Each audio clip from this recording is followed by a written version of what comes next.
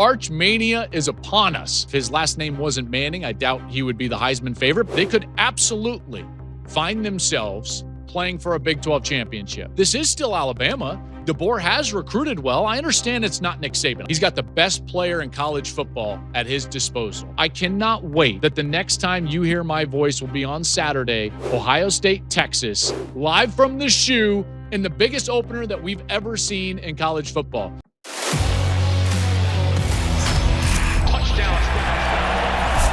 These fans are the best in the country. A day like today is why we love college football.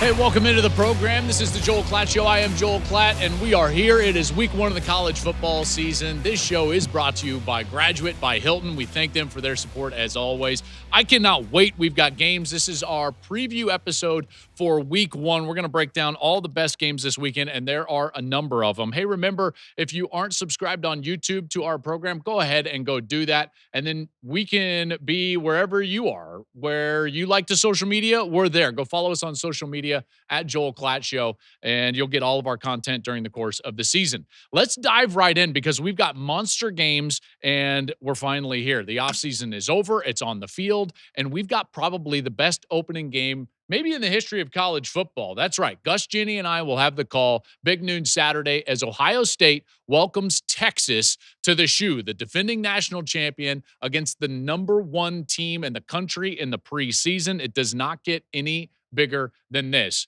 Two of the best coaches in the sport, two of the best programs in the sport, and they are at the top of their game right now. Texas coming off of back-to-back national semifinals, and of course the Buckeyes taking home the championship last year. Two top-end programs reloading at quarterback, which is huge, and in particular with one of those quarterbacks being Arch Manning. Arch Mania is upon us, folks. That's right.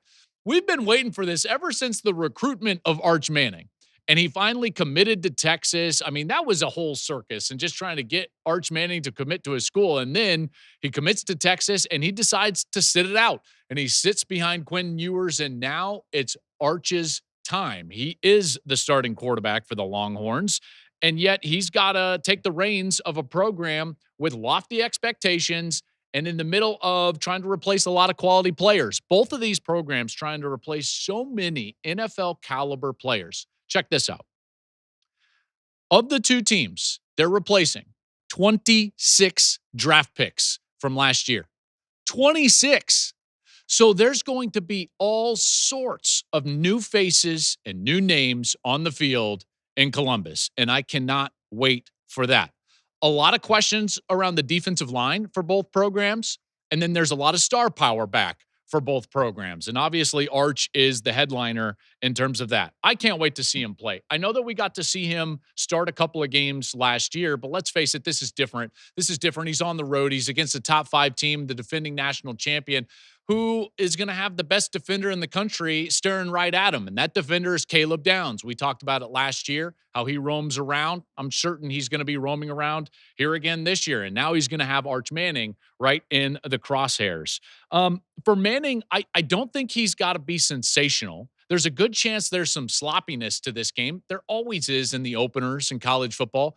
They don't have preseason. So we're going to see some sloppiness, and Arch probably won't be perfect, but I'm certain we're going to see some flashes.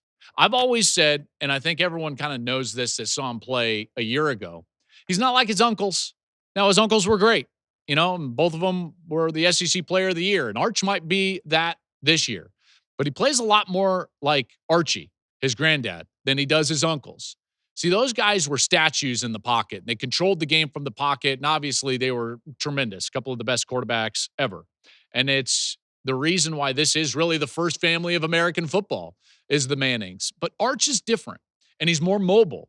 In fact, if you didn't get to watch Archie in his heyday back in the day for Ole Miss and then New Orleans, he reminds me a lot of Trevor Lawrence when Lawrence was at Clemson. Remember Trevor Lawrence, big, tall, could control the game from the pocket, certainly, threatened every blade of grass on the field with his arm strength, and yet, when he needed to, the athleticism was there.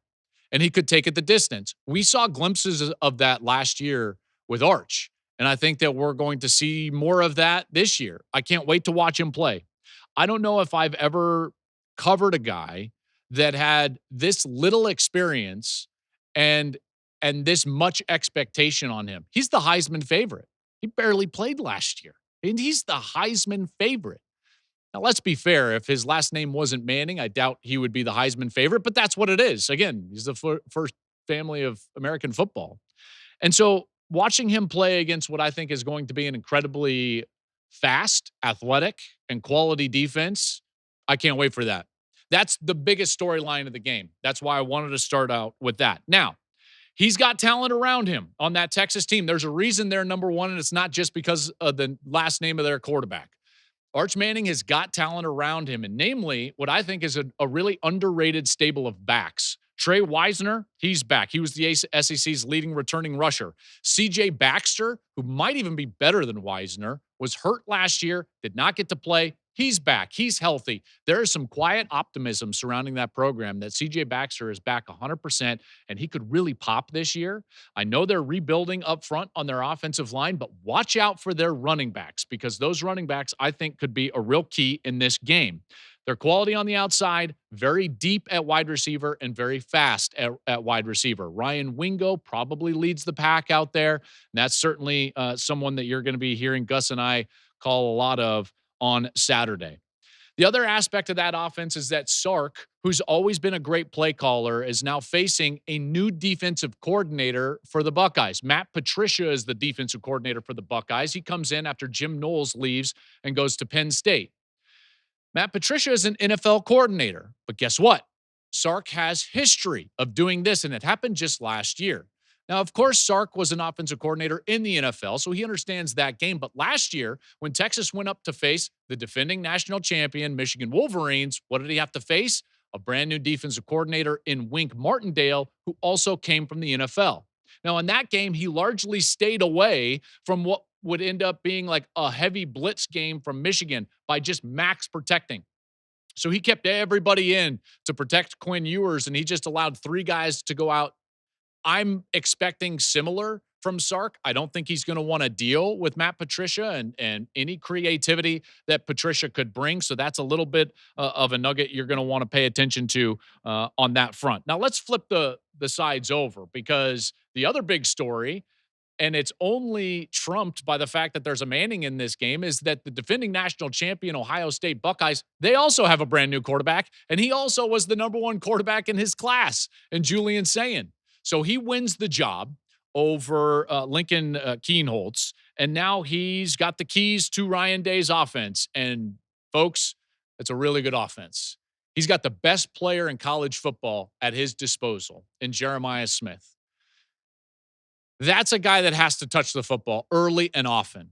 It might be difficult because last year in the national semifinal, Texas largely took Jeremiah Smith away. He only had 1 catch for 3 yards.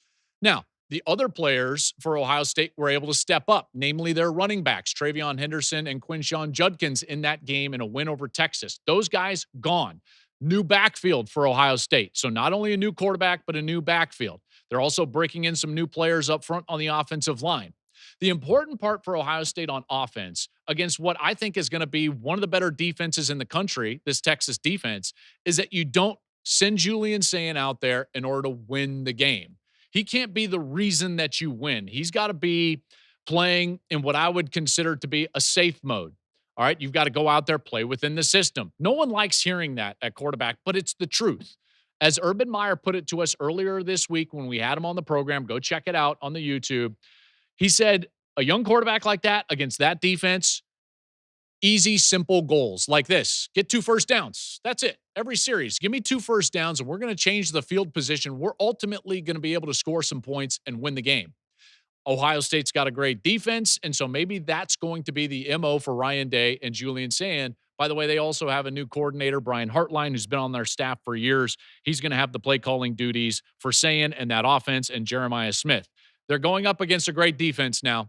You know how I always talk about having great levels of defense. Well, at Texas, they've got an All-American, preseason All-American, albeit, but All-American on all 3 levels of their defense. You've got Colin Simmons up front. incredible player. Anthony Hill, maybe the best linebacker in college football at the second level, and Michael Taft, the former walk-on turned All-American as safety. So all the levels of defense are there for Texas. It could be a very, very low-scoring game. In fact, I'm actually expecting a low-scoring game, and it might be a mistake from one of these young quarterbacks that end up costing their team and will determine the outcome of this game. One little side note for Julian saying, he's looking to make history on Saturday. The last quarterback to beat the number one team in the country while making his first start in college football way back in 1984. Do you remember? A one Mr. Jim Harbaugh did it for Michigan. I'm not sure if Ohio State fans or Julian Sayin will want to be in the same sentence with Jim Harbaugh, but I'm sure he's going to want to win on Saturday against this Texas program. Little way inside baseball. Both of these defensive lines are new, in particular the defensive tackles. So I expect both of these offenses to lean into the run game early, and we'll see which team can ultimately get going on the run game. By the way, Ohio State right now favored by 2.5. It's trending down towards 1.5. So some money coming in on Texas. Of course, calling the game. I'm not going to make a pick, but there is the preview for the monster Texas and Ohio State. We move on. Number 9, LSU at Clemson. Clemson favored by 3.5. Clemson was my preseason pick to win the national championship. This quarterback battle could be one of the better quarterback battles we see all season long. Garrett Nussmeier, Cade Klubnik. Cade Klubnik and this Clemson team largely has stayed out of the portal. This is a team that Dabo Swinney famously has built from within. He has not gone that more modern style of building from the portal, and it's paid off because they've got a lot of returning starters back, 16 of them for this Clemson team.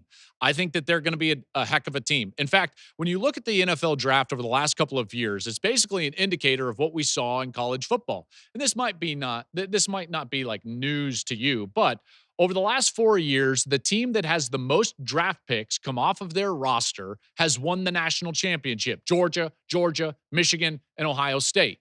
That could be Clemson this year. They're loaded, in particular with veteran guys, and that's obviously led by their quarterback, Cade Klubnik. They're facing an LSU team that's got a lot of pressure on them, and namely the pressure sitting on their quarterback, Brian Kelly.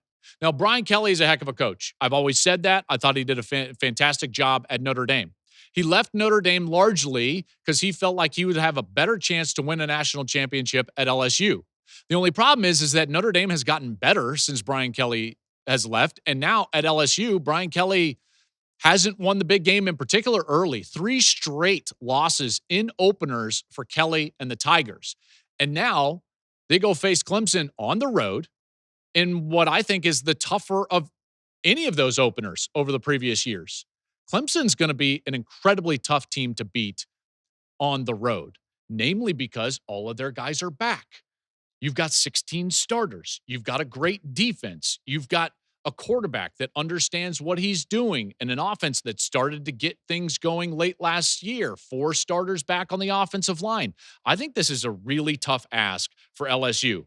They hit the portal hard, one of the better portal classes in college football, but this is their first time together and in a first game without the preseason. There's likely to be a bit of sloppiness for LSU. Not to say they aren't great, and I think that this is a playoff caliber team. There's no doubt.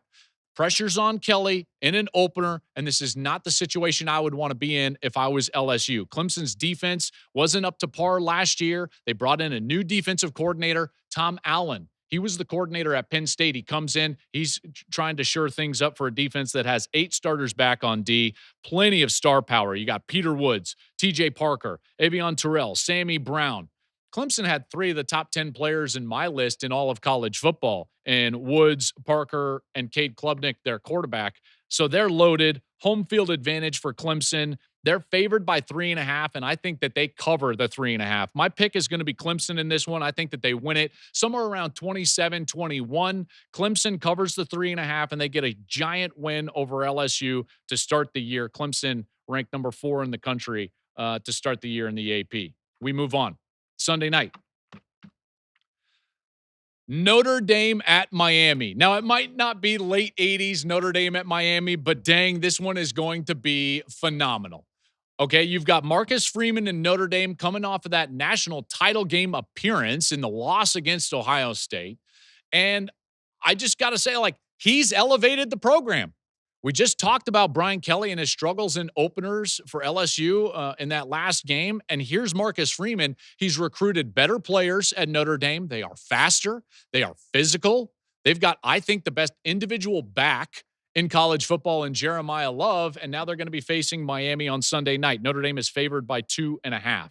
Notre Dame is a program that I'm a big fan of right now because I think that they do all the things fundamentally that you need to do to win at the top level. They're physical, they're great on the line of scrimmage, and they win big games, matchup style games. Think about their win last year in the playoff against Georgia or against Penn State, getting to the national championship game. Heck, even last year in the opener on the road at Texas A&M. That environment's going to be or was much more difficult than what they're going to face at Miami. There's no doubt about that. CJ Carr is making his first start at quarterback, and he's going to be able to lean on the offensive line. I keep talking about this physical aspect of Notre Dame. That's because they've got great offensive linemen. They're going to be able to run the football behind that O-line and with Jeremiah Love. I think that Notre Dame is better at wide receiver than people think. A name to watch out for, Jaden Greathouse. He popped late last year. I think there's a chance that CJ Carr actually throws it better and that they could actually take a step forward in the passing game as opposed to what they were a year ago when they were largely a running team. So I really like this Notre Dame team. I love their defense. I like Marcus Freeman. And now they're going on the road, though, in an opener. Not easy, in particular with a young quarterback. You're facing a Miami team also with a new quarterback, but very experienced. Carson Beck transfers in from Georgia, and he hasn't had a lot of practice time at Miami because of that elbow injury he suffered in that SEC championship game. The big question for me is, who is he throwing to? All right, he's got transfers largely on the outside. CJ Daniels came in from LSU. Tony Johnson came in from Cincinnati. And they're going against a Notre Dame program that is really good in the secondary, and they continue to develop every single year. They always have quality safeties and quality corners. Now, I like the backs at Miami, and Mario Cristobal, true to his nature, has recruited well on the line of scrimmage. I think that this is a team that I like in the ACC, but it's not a team that wins big games. Let's face it now. If you're looking at these two teams and these two coaches, who do you trust more in a large matchup style game, even in an opener and even at Miami? You got to trust Marcus Freeman.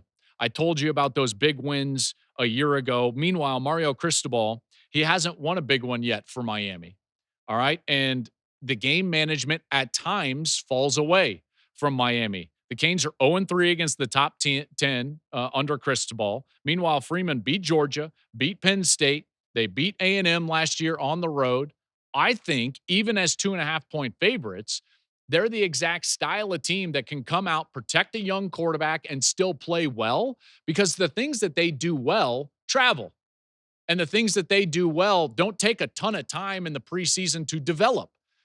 So they're not going to be out there trying to have some sort of intricate passing game. No. They can just physically lean in and try to beat up the Canes, and they might do so. Favored by 2.5, that run game, that offensive line, Notre Dame goes on the road and they get a win. I like Notre Dame to cover. I think they win it 24-17. They cover the 2.5, and Marcus Freeman and the Fighting Irish are on their way to another playoff berth. You know what it's time for? Games. And you got to get out there and you got to do something that's fun, whether it's catching a game, surprising someone with tickets for live events. They're back. They're back in a huge way, which is why I want to give the sponsor of today's episode, SeatGeek, a huge shout out. With over 28 million downloads, SeatGeek is the #1 rated ticketing app with more than 70,000 events listed. College football season is upon us. The NFL season is right on the horizon. MLB is in full swing, and our team uses SeatGeek to grab tickets for all of it. It's quick, it's easy, and you know you're getting a good deal. This is what I love about it. Every single ticket is rated on a scale of 1 to 10, so you can see the value at a glance. Green dots mean great deals. Red, maybe keep looking. Plus, every ticket is backed by their buyer guarantee. And here's the kicker. You can use code CLAT10 for 10% off your next SeatGeek purchase. That's 10% off any tickets with promo code CLAT10. Just click the link in the show description to download the app. The code is going to be automatically added to your account for later when you decide to purchase. Thanks to SeatGeek, huge SeatGeek for sponsoring the show today. We move on. Another big one, although it was bigger when it was originally scheduled than what it's turning out to be because of the flop that Florida State had a year ago. I'm talking about Alabama on the road against Florida State. Alabama's ranked number 8 to start the year. This line, by the way, when you read about this matchup being made years ago, you would have thought like, oh man, that's going to be a great game. It's going to be like a 3-4 point spread. No. Bama's favored by 13 and a half, and rightly so, by the way, rightly so. It's been somewhat of a quiet offseason for Bama and Kalen DeBoer. We've been talking a lot about teams like Texas, Penn State, Clemson, Ohio State, maybe even Oregon. You throw them in there, Notre Dame. And here's Alabama just kind of waiting in the wings. Was it a great year last year in DeBoer's first year? No. But don't we trust Kalen DeBoer? I do. He's got the track record that suggests that we should trust him. Kalen DeBoer, in his career as a head coach, is 113 and 16. That's remarkable. That's not going to just go away. I understand that this is more difficult, and in particular because of the conference that they play in, but he's got a great track record. He's also got what I would consider to be kind of his right-hand man back with him at coordinator Ryan Grubb. Ryan Grubb was the Seahawks coordinator last year. They were together at Washington. They had that great run with Penix. They went to the national championship game. DeBoer gets a job at Alabama. Grubb gets the job with the Seahawks. Doesn't work out. Now Grubb is back with DeBoer at Alabama. That's great for their new quarterback, Ty Simpson. Because what do I know about DeBoer and Grubb? DeBoer and Grubb develop quarterbacks. They throw the ball well. Everywhere they've been able to have quality quarterback play. I know last year it didn't go great. The turnovers were obviously a huge issue for Jalen Milroe. 10 turnovers in their 4 losses. That's got to get better. Now, Ty Simpson, can he do better than that? Probably. I know he's a question mark, but he's thrown to one of the better players in all of college football in Ryan Williams. They've also got other really quality players. Now, Jam Miller, their starting running back, he's probably going to be out for the first few weeks. They do have depth behind him, but that's something to watch for. They still have Ryan Williams at wide receiver. At times, it looked like this guy, even on the outside, could go win a game on his own. What a treat it was in college football, by the way. You talk about just loving the sport. We got to see Ryan Williams as a true freshman and Jeremiah Smith as a true freshman burst onto the scene last year as 2 of the better wide receivers we've seen come into college football in quite some time. And there were moments for Ryan Williams at Alabama, you felt like Ryan Williams could kind of take over the game on his own. He did that at times against Georgia, maybe, at times against Wisconsin in a game that Gus and Jenny and I called. That was fun to watch. And now Simpson has DeBoer, he has Grubb, and he has Ryan Williams on the outside. My prediction is that Ty Simpson develops just fine and Alabama becomes very potent on offense. If that happens, watch out. Watch out, because the defense is going to be fantastic. They've got some real star power all over the field on that defensive side. LT Overton, Tim Keenan, Deontay Lawson.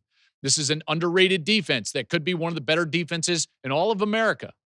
So if you get a little bit of development out of the quarterback, what are we talking about, folks? This is still Alabama. DeBoer has recruited well. I understand it's not Nick Saban. I get that. And to put him on that echelon and expect what we expected out of the Nick Saban Alabama teams maybe isn't fair. But I do believe that this is still going to be a great program and a top-line SEC contender every single year. And I think we see that in this opener at Florida State. Meanwhile, Florida State, I don't mean to be dismissive, but they overhauled the roster. They overhauled the coordinators. They bring in Gus Malzahn and Tony White. Tony White comes over from Nebraska to be the defensive coordinator.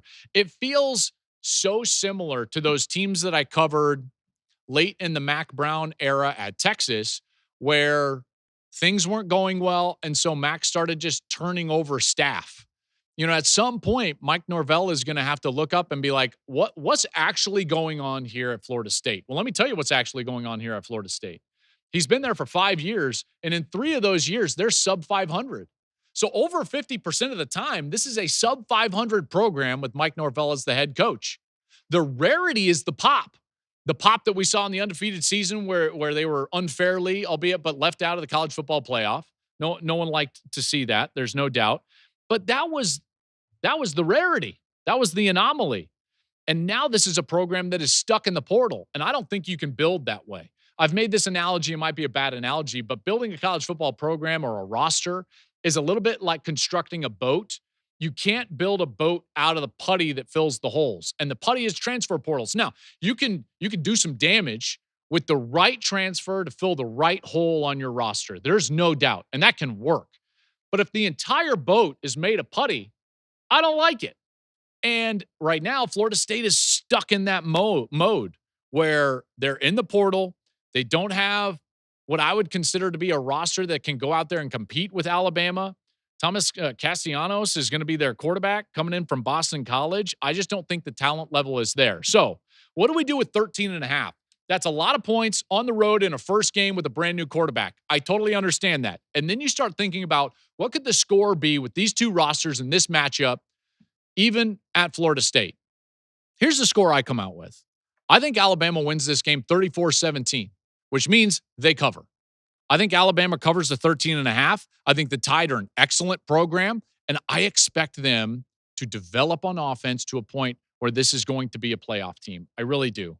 I really do. And I think they cover the 13.5, and number 8 Alabama gets a big win early for DeBoer in this season over Florida State on the road. Up next, huge Friday night game on Fox, Auburn at Baylor. This is a great game. This is an under-the-radar great game here in week 1. So you've got Hugh Freeze and Auburn, 2.5-point favorites on the road at Baylor, coached by Dave Aranda. Really fun game. I think this is a tough ask for Auburn. I really do. This is a first game of the season, which is always difficult, as you know, and I think that there can be some sloppiness. Now, I know I've explained that away in some of these other matchups, in particular with young quarterbacks, but this is on the road in a weeknight environment, not always easy, against a Power 4 program in Baylor that won 8 games a year ago. And quietly, no one really talked about this. They had a rough start to the season. Baylor ended up winning their last 6 regular season games last year. They largely figured it out with a really good quarterback in Sawyer Robertson, who is back. He's got some talent around him back. That's a tough ask for Auburn. I know they're favored, but I don't love it. Hugh Freeze is under some pressure here. Everyone loved this hire, and I understand it, but 2 straight losing seasons. They brought in Jackson Arnold, the quarterback from Oklahoma, a former 5-star quarterback. I know the struggles for Oklahoma offensively were not completely Jackson Arnold's fault. They were really bad on the offensive line. They were decimated by injuries at wide receiver. But man, I can't get over, and this is burned into my mind, and maybe this is totally unfair for a guy that's going to get a brand new start at Auburn with what I think is going to be a really good core of wide receivers with a couple of transfers and guys that are back. They added Eric Singleton from Georgia Tech. He was the top wide receiver guy in the transfer portal. Cam Coleman, he could be a breakout star. However, when I watched that OU film last year offensively, it was like, yuck. Have you ever gone to a restaurant and you take a bite and you're like, oh, that's how I felt about OU's film last year on the offensive side. And I can't get that out of my head. And that's the quarterback that's going to be going out there and playing on the road against Baylor. Hugh Freeze has that weird play calling thing that he's been talking about. And I know he's been trying to downplay it, but he's basically got like 3 different coaches game planning different sectors of the down set. Like he's got a guy building first down and a guy building second down and a guy building third down. And of course, Lane Kiffin chimes in. Lane is amazing, man. Lane's Twitter is phenomenal. I know he and I had that little back and forth last year. Lane's fabulous for college football. He's one of the reasons why I love this sport. But he gives that tweet. What does it say? Is like, well, do you have a 4th coach for fourth down? I mean, so good, right? So good. So that weird, I don't think it's gonna be a huge deal, but I certainly don't love the sounds of that. I mean, I've heard of like a run game coordinator building the run game and a passing game coordinator building the passing game. I've never heard of a coach building first down and a coach building second down, because think of all the different scenarios you could have on first, second, and third down. You've got to build second and short, second and medium, second and long, second and obvious. Same for third down. So now that coach who's building that down, he's got to pour through all the different levels of film. Again, I think it should be a little bit more situational based on down and distance. And maybe it is. And maybe we're all reading too much into this, but I don't love it. And that's certainly not a theme that I want to see coming out if I was an Auburn fan the week of the first game.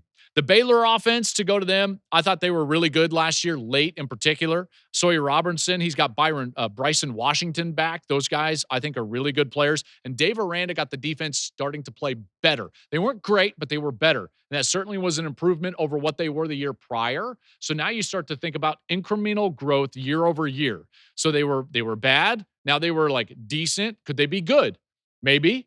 I believe Dave Aranda is a really quality defensive coach, and he should be calling the plays, and I expect that to continue to improve. So where do we land on this one? I think it's going to be a tough game to call. I think it's going to be tight. I really do.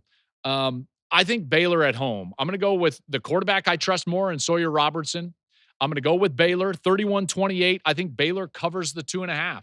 And that would be just a giant win for Dave Aranda, for the Big 12, and for Baylor going into this season, in particular in a league in which we think all these teams are so evenly matched in the Big 12. Last game. TCU at North Carolina. This is a Monday night affair. Bill Belichick, welcome to college football. I cannot wait for this. I mean, no one can. And then here is TCU and Sonny Dykes, and he's got to be thinking to himself, like, why do I always have to coach in these giant week one matchups with these huge coaching storylines? He had Dion just a couple of years ago. Remember Colorado going down to Fort Worth? Gus, Ginny, and I on the call, and Colorado with Shedeur Sanders and Travis Hunter beat TCU, and they were coming off of that national title game appearance against Georgia. That kind of shocked the world. And now all of a sudden they've got a similar game where the entire college football world is going to be focused on North Carolina and Chapel Hill on Monday night, and rightly so. Rightly so. I can't wait to see this college debut for Bill Belichick. I'm largely positive when it comes to North Carolina writ large for the season this year. I'm a believer in Bill Belichick. I believe that this program can do, I don't know about big things, but they can have a quality year. I think North Carolina can win 8 games. I really do. Just based on the fact that I don't love that league, the ACC. I think they're going to be in a lot of one-score games, and Bill Belichick should improve this team in 2 areas: holding on to the football, ball security, and situational play. If you're good in situations and you hold on to the football, you win one-score games, and that's really where I land on my positive spin for North Carolina. But this is their second toughest game of the entire season. Their schedule is part of why I'm high on the Bill Belichick first year North Carolina Tar Heels. But TCU is not a game that I have penciled in for them to win. I think it's their second hardest game of the year. It's a Tar Heel team that has 40 transfers at North Carolina. Overall, the roster talent might just be okay. 40 transfers, most of them cast-offs. They lose to the draft Amarian Hampton, that terrific All-American running back off of last year's team. Meanwhile, in the very deep Big 12, a team that garnered almost no attention is TCU. I blame myself. I'm one of the voices that should have shed light on the fact that TCU could have a really good team this year. A really good team. This is a sleeper contender in the Big 12. They won 9 games a year ago. They have their quarterback back, Josh Hoover. He threw for over 300 yards per game last season, and that offense took off in the second half of the year. So TCU is a team that you can look at and you can be like, okay, they could be sneaky. They could absolutely find themselves playing for a Big 12 championship. I really believe that. This is a conference that has a lot of good quarterbacks. Hoover's one of those guys. They've got their coordinator on the defensive side. He's back for his second year, Andy Avalos. And so for me, TCU is a team that I really like. And I think that they can go out and they can win over a North Carolina team who has 40 transfers, and largely will be looking around and like, what do we do? what do? Even with Bill Belichick and his organization and his situational awareness, I still like TCU in this game. I think TCU wins this one. Conservatively, let's go 27-20. I think they cover the 3.5. They're 3.5-point favorites. And I think the Horned Frogs get a big win on opening weekend. Again, that game is on Monday night in Chapel Hill. That's North Carolina. We will be back on that Monday. So before that game, we'll be giving you an entire breakdown of week 1 of the season. I cannot wait that the next time you hear my voice will be on Saturday, Ohio State, Texas, live from the shoe in the biggest opener that we've ever seen in college football. Remember, if you're not subscribed to the show, subscribe to the YouTube show. It's going to be great all season long. Invite a friend because college football is better with a friend. And then you can find us wherever you like to social media. We are there. All of our content lives on social media. Listen, folks, we love college football. If you've been with me for the entirety of the offseason, thank you. Invite someone to enjoy the regular season with you because college football is the best. We love college football here at the Joel Klatt Show, largely because you love college football. And let's do this season together. Can't wait for Saturday, everybody.